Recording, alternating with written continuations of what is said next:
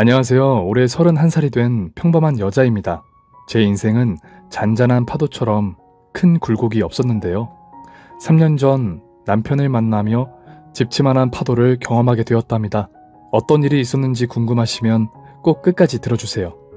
저는 10대 후반부터 20대 중반까지는 오롯이 공부만 하고 지냈습니다. 대학 입시와 대학을 간 이후에도 학점 관리에만 집중했죠. 그리고 괜찮은 기업에 인사과에서 근무를 하게 되었는데 제가 기대했던 것과 많이 달라서 한 달 만에 회사를 때려치우고 회계사 시험을 준비했답니다. 주변에서는 좋은 회사를 왜 관뒀느냐고 뭐라 했는데 제가 회계사가 되어 일을 시작하면 연봉은 2배가량 늘어나기 때문에 조언을 무시하고 다시 공부에 매달렸어요. 그 결과 26이라는 이른 나이에 회계사가 되어 일을 시작했습니다. 서울에서 회계 법인 회사 중 손가락에 꼽히는 곳에 꽤 좋은 대우를 받고 들어갔죠. 그렇게 공부만 죽어라 하면서 달려왔더니 제가 바라는 대로 고액 연봉을 받는 사람이 되었으니 만족하는 삶을 살았답니다. 그런데 어딜 가나 자기 개발하는 사람이 넘쳐나서 뒤처지기 싫어서 제 손에서 늘 책이 들려 있었어요. 그중 가장 많이 보는 책이 주식 투자에 관련된 도서였습니다. 회계사는 재무를 맡고 있는 회사의 주식을 거래를 할 수 없기 때문에 저희 회사와 연결된 기업의 주식은 보유할 수 없었어요. 그런데 저희 회사와 연결된 기업이 워낙 많고 앞으로 연결된 기업도 무궁무진했기 때문에 대표님이 웬만해선 국내 주식을 하지 말라고 조언해 주셨답니다. 그래서 동료들 대부분이 해외 주식을 공부해서 거래를 했는데 저도 따라서 여러 번 돈을 써서 조금의 수익을 거둬들였어요. 그러다 주식에 대한 흥미와 실력을 높여보고 싶어서 모임을 나가게 되었습니다. 거기서 공부만 한 게 아니라 한 남자와 눈이 맞아서 연애도 시작했답니다. 절대 그런 목적으로 모임에 나간 게 아니었는데 그 남자의 열렬한 구애에 넘어가게 된 거죠. 여하튼 저와 인연이 된 그 남자는 성실하고 근면했으며 자기 관리를 철저히 하는 사람이어서 믿음이 갔답니다. 게다가 악착같이 돈을 모으고 불리는데 독종스러운 면이 있어서 나중에 저를 굶기지는 않을 것 같아 좋았어요. 저희는 2년의 세월을 함께하고 결혼까지 하기로 했어요. 그렇게 예비 남편의 집에 인사를 가게 되었는데 그이는 저와 같이 엄마와 단둘이 살고 있었습니다. 현주양, 회계사면 돈 잘 벌겠네? 네, 그냥 평범보다 조금 잘 버는 정도인 것 같아요. 그러니까 얼마나 버는데? 연봉이요? 8천만 원 정도 돼요. 뭐? 8천? 그럼 재상이 너보다 훨씬 잘 버네? 네 연봉이 5천이라고 했지? 에이 엄마, 그게 중요한가? 대신 나는 부업으로 주식을 해서 분기마다 목돈을 벌잖아. 따지고 보면 내가 더 잘 벌걸? 엄마는 아들이 얼마나 잘났는지 몰라? 이런 아파트를 마련한 30대 초반이 세상에 몇이나 되겠어? 하긴 내 아들이 좀 잘나긴 했지. 머리가 비상해서 나중에 큰 인물이 될 거라고. 현주양, 이 아파트 말이야. 내 아들이 30살에 마련한 거야. 그것만 봐도 대단하지 않아? 요즘 나이 40 먹어도 내 집 마련하기 힘든 시대에 이 좋은 아파트의 주인이니 현주양은 봉 잡은 거라고. 네, 그러네요. 요즘같이 어려운 시대에 내 집 마련한 남자를 만나는 게 쉬운 건 아니죠. 저는 예비 시어머니의 기분을 맞춰드리려고 그의 능력을 추켜 세워줬습니다. 게다가 엄청 성실하고 자기 개발을 꾸준히 하는 사람이잖아요. 10년 뒤에는 어떤 사람이 되어 있을지 궁금하다니까요. 그렇지. 이야 동문이야. 내 아들은 머리도 좋은데 노력까지 해서 성공을 안 하려야 안 할 수가 없다니까. 이 시대의 진정한 인재라고 해도 과언이 아니지. 현주양은 이런 내 아들과 결혼하려면 충분한 혼수와 예단을 준비해야 될 텐데 가능하겠어? 아, 그런 건 상견례 때 저희 엄마와 상의하시는 게 좋을 것 같아요. 제가 모은 돈이 있긴 하지만 결혼을 하려면 아무래도 엄마께 손을 벌려야 하는 입장이어서요. 그래야겠지. 내 아들 정도 되는 인물을 사위로 받으려면 꽤나 많이 베풀어야 할 거야. 그럼 날짜 한번 좋은 날로 잡아봐.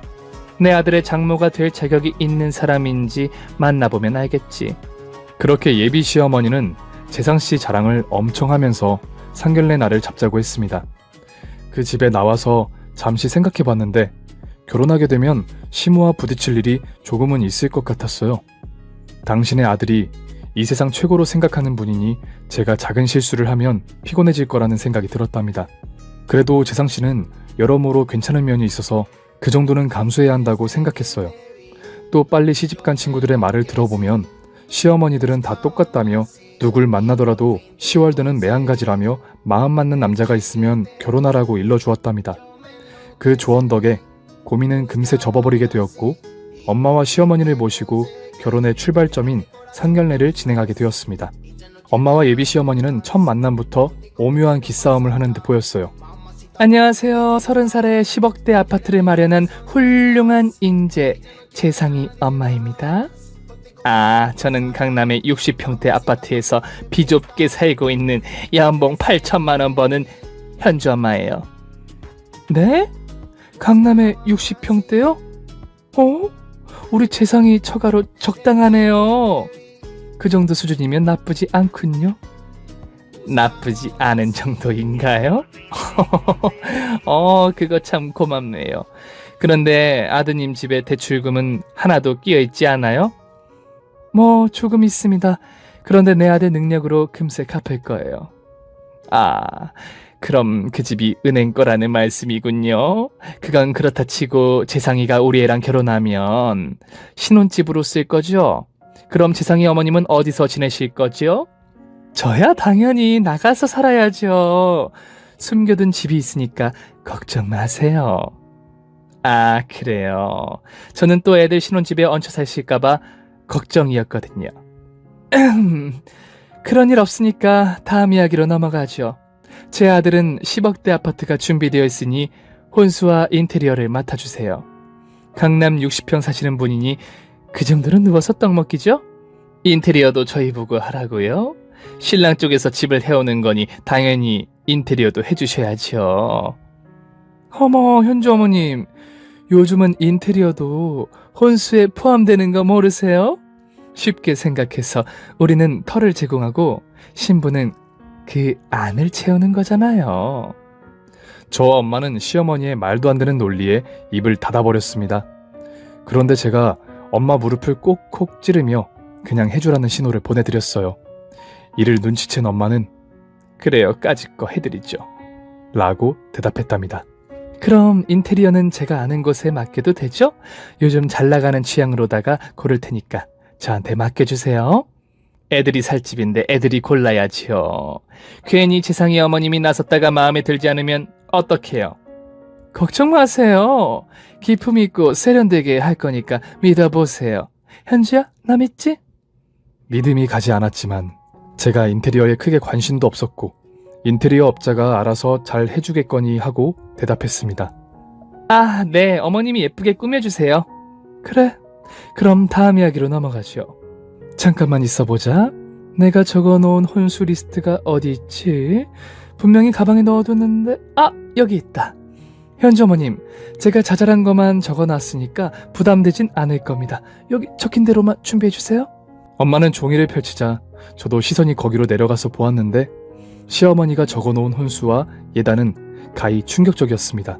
생략하는 거 하나 없이 모든 걸 FM대로 받으려고 장황하게 써놓았답니다. 저는 곧 화를 낼 것 같은 엄마의 눈치를 보며 가만히 앉아 있었고 리스트를 반복적으로 읽은 엄마는 이내 종이를 반으로 접고 말문을 열었습니다.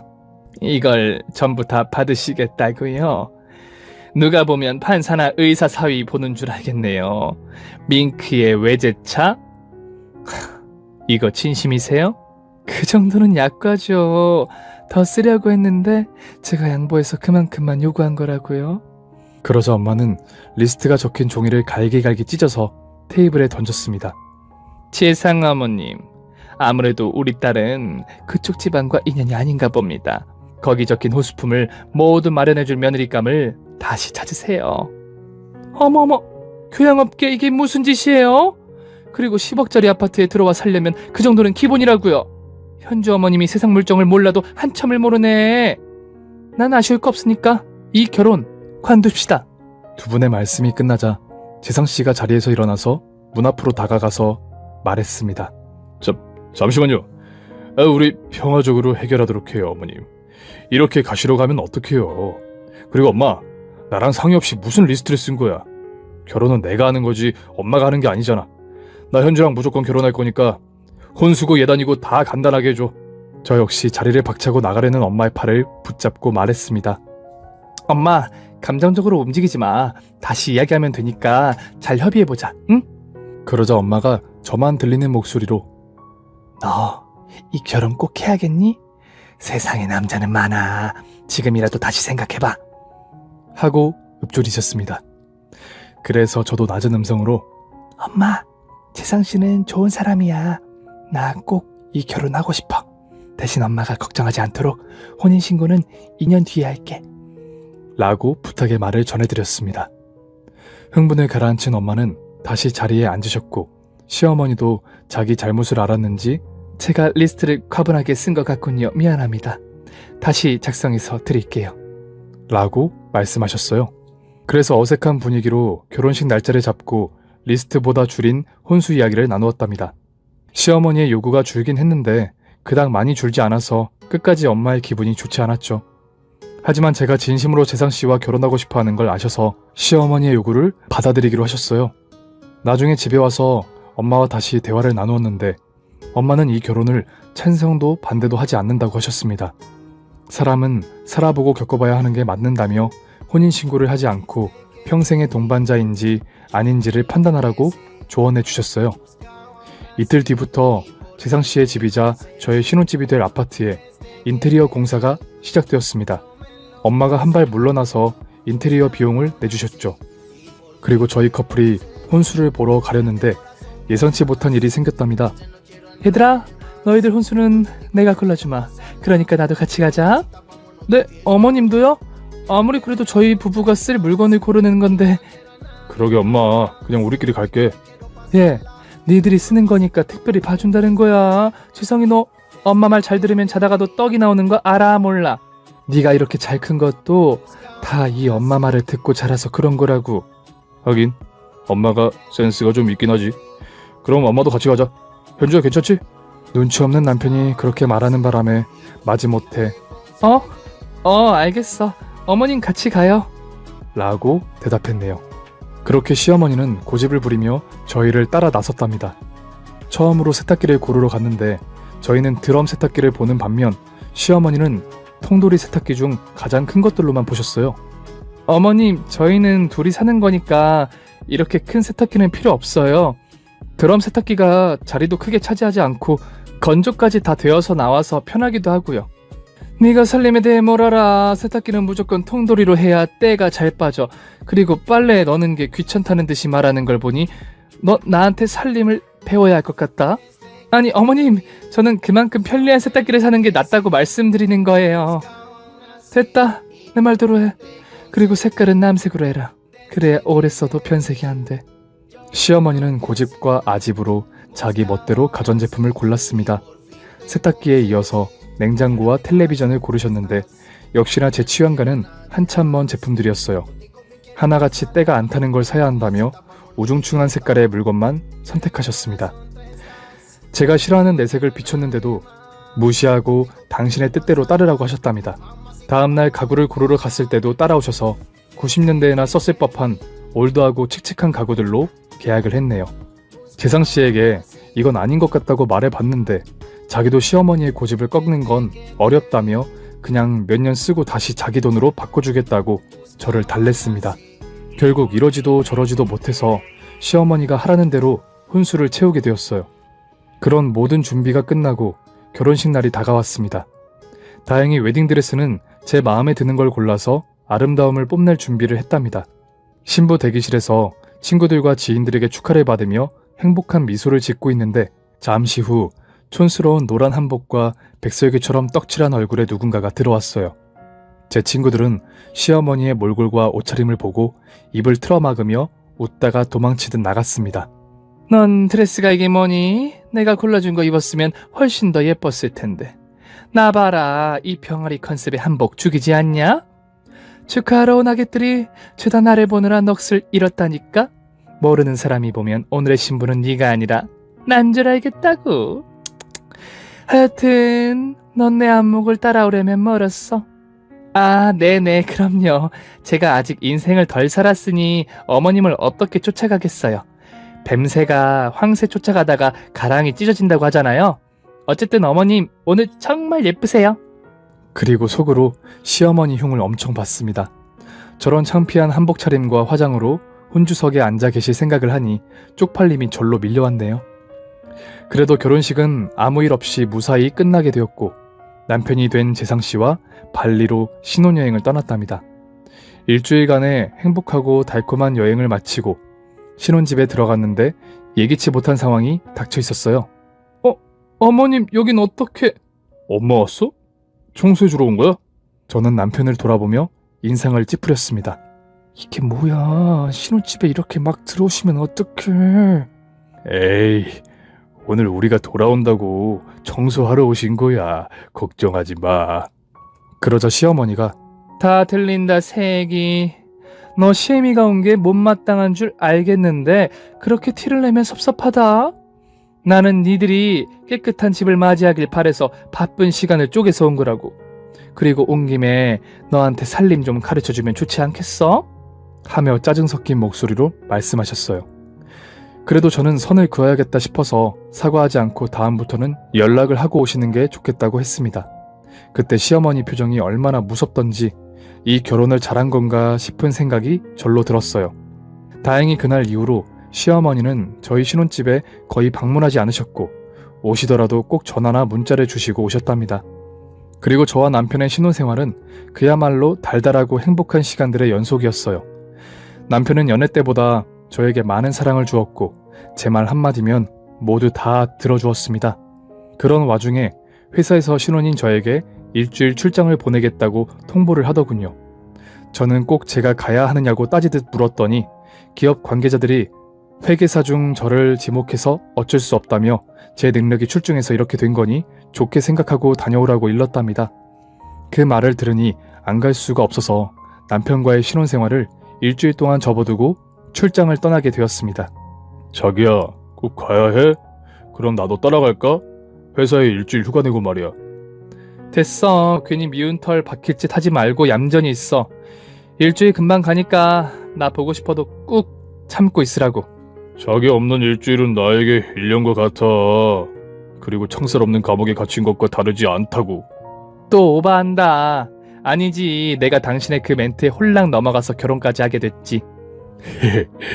내가 날린 멘트로 당신이 넘어오긴 했지. 여하튼 조심히 잘 다녀와. 그동안 내가 집 잘 보고 있을게. 그렇게 남편을 혼자 내버려두고 울산과 부산, 구미까지 돌며 일주일간의 출장을 다녀왔습니다. 바쁜 시간을 보내고 서울로 돌아와 회사에 보고를 하고 나서야 숨을 돌리고 퇴근을 할 수 있었죠. 피로를 어깨에 잔뜩 쌓은 채 신혼집의 현관문을 열었습니다. 그러자 제 피로는 공포와 탈바꿈했답니다. 어머님. 새애기 왔냐? 출장 다녀오느라 수고 많았다. 네, 그런데 이 짐들 다 뭐예요? 이거 어머님 거 아니에요? 내 짐이지. 그게 왜 저희 집에 있는 거죠? 그러자 시어머니는 뻔뻔하게 대답했습니다. 왜긴 왜야, 바늘 가는데 실이 따라가는 거잖아. 내가 이 집에 들어왔으니 내 짐이 따라 들어오는 건 당연한 거 아니냐? 너 못 볼 거라도 본 거야? 왜 이렇게 놀란 얼굴이니? 그러니까 지금 어머님이 저희 집에서 사시겠다고 들어오신 거예요? 그래, 그렇게 됐다. 내가 운영하던 국밥집이 망하는 바람에 오갈 곳이 없어. 너도 알지? 내가 국밥집 안에 있던 쪽방에서 지냈던 거. 당분간 갈 곳이 없으니 여기서 좀 지내야겠다. 시어머니의 말이 끝나자 남편이 말했습니다. 자기야, 우리 엄마 갈 데가 없으셔. 당분간 같이 좀 지내자. 자기도 괜찮지? 뭐? 저기 나랑 얘기 좀 해. 방으로 들어와. 그래, 알겠어. 그런데 우리 방 옮겼어. 안방을 엄마한테 내어드렸거든. 이제 우리 방은 작은 방이야. 그게 무슨 소리야? 여긴 우리 집이라고. 어머님이 얼마나 지내시려고 안방을 차지해? 나 귀 안 먹었다. 다 들리니까 방에 들어가서 욕해라. 그리고 나도 며느리 살이 싫어서 오래 머물 생각 없다. 아무리 시애미가 불편해도 그렇지 오갈 데 없는 노인네를 두고 그렇게 티를 내야겠느냐? 어머님, 욕하는 게 아니라 너무 갑작스럽고 한마디 상의도 없던 일이라 그런 거예요. 이런 상황에서 대화가 필요한 건 당연한 거잖아요. 자기 들어와봐. 저는 남편을 세워두고 이게 도대체 뭐하는 짓이냐고 짜증을 냈습니다. 그러자 시어머니의 집을 구할 때까지만이라고 해명하며 잘못했다고 빌었어요.